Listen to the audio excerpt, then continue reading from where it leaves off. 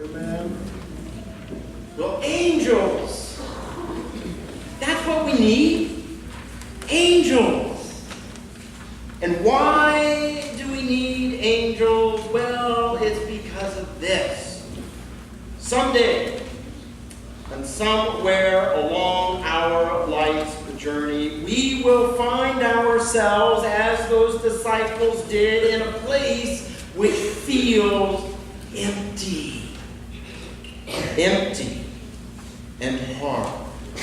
For us, someday, as it was for the disciples in that first pre-dawn Easter moment, life's disappointments, the pain of the past, the fear of the future, the losses endured along the way, like chisels, they will hew out a hollow within our hearts that aches. And when that happens, it can cause us to lapse into a momentary kind of spiritual blindness. A spiritual blindness where we just can't see reason for hope. We can't see a reason for laughter. We can't see how we have been blessed in the past, and because we can't see that, we can't imagine blessings in our future. And so we need angels.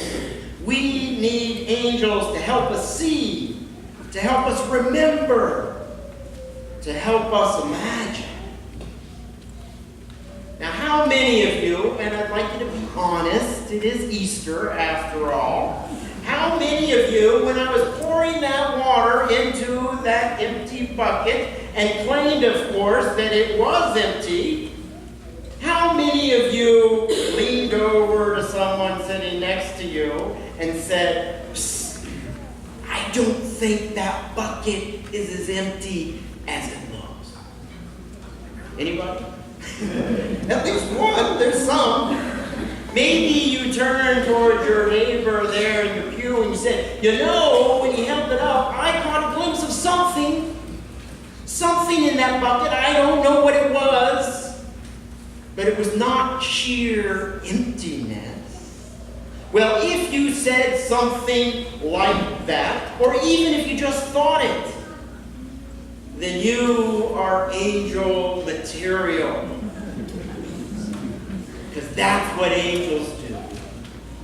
When Mary and the other women came to the tomb, they felt utterly, unrecoverably empty.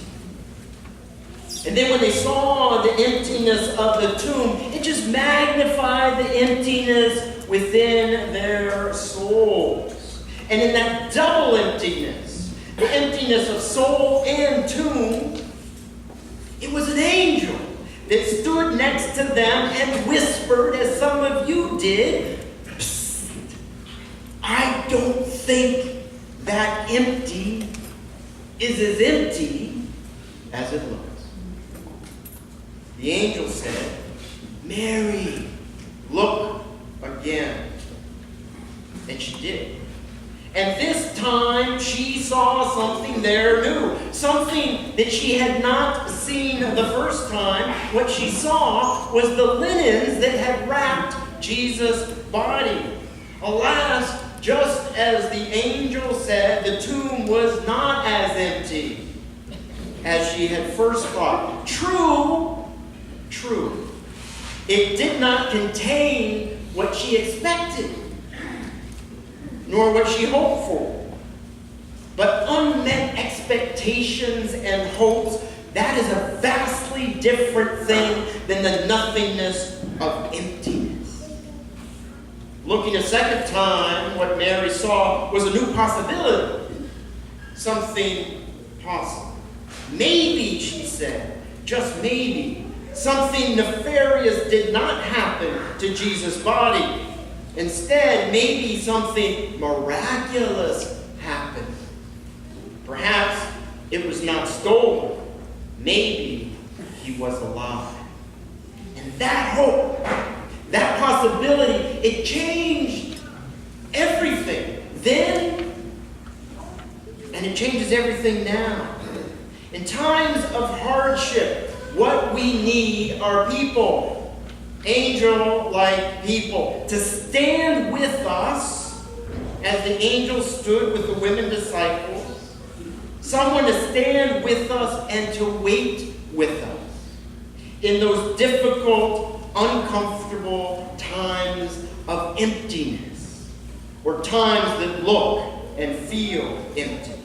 What we need is angels to encourage us to look again, to consider possibilities we hadn't seen before, to consider possibilities when it seems there are none. What we need is people, angels, that remind us that the emptiness, the hollowness into which we stare, which feels so overwhelming, is not as empty as it looks. For God's Spirit, God's presence, God's love is there in the empty. And just like that bucket a minute ago, in ways that perhaps we cannot completely see, or we cannot fully explain, ways we can't even imagine, in the heart of our achingly empty moments, God is with us, still, encircling us, creating in and around us new life and new